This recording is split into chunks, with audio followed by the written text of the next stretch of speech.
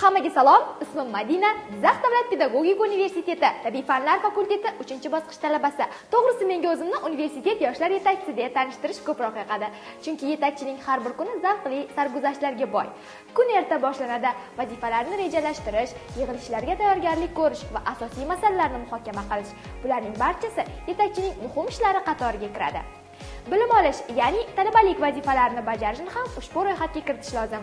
Dars jarayonlarida faol qatnashish, fanlarni sifatli o'zlashtirish, ustoz va shogird an'analari asosida ilmiy izlanishlarni amalga oshirishni ham unutmaslik zarur. Jamoa bilan uchrashuv muvaffaqiyatli kunning birinchi qadami.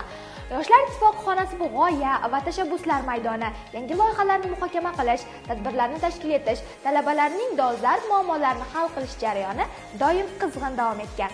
Yoshlar yetakchisi nafaqat tashkilotchi, balki murabbiy hamdir. Faollar bilan uchrashuvlar, talabalarning tadbirlarda ishtirok etishi, yangi tashabbuslarni qo'llab-quvvatlash, bularning barchasi kuchli va jips jamoani shakllantiradi. Jizzax davlat pedagogik universitetida talabalar uchun barcha imkoniyatlar yaratilgan. Keling sizlar bilan hozir 7/24 rejimida ishlaydigan, barcha zamonaviy texnologiyalar bilan ta'minlangan axborot resurs markazi bilan tanishamiz.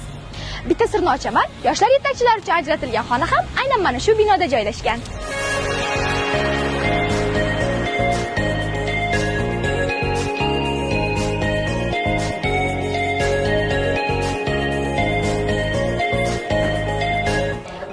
Jizzax davlat pedagogik universiteti yetakchi va koordinatorlari tashabbusi bilan munozara intellektual o'yini bo'lib o'tmoqda.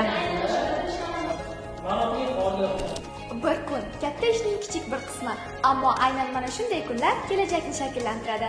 Qisqa vaqt ichida sizlarni Jizzax davlat pedagogik universiteti yoshlar yetakchisining bir kuni bilan tanishtirishga harakat qildik.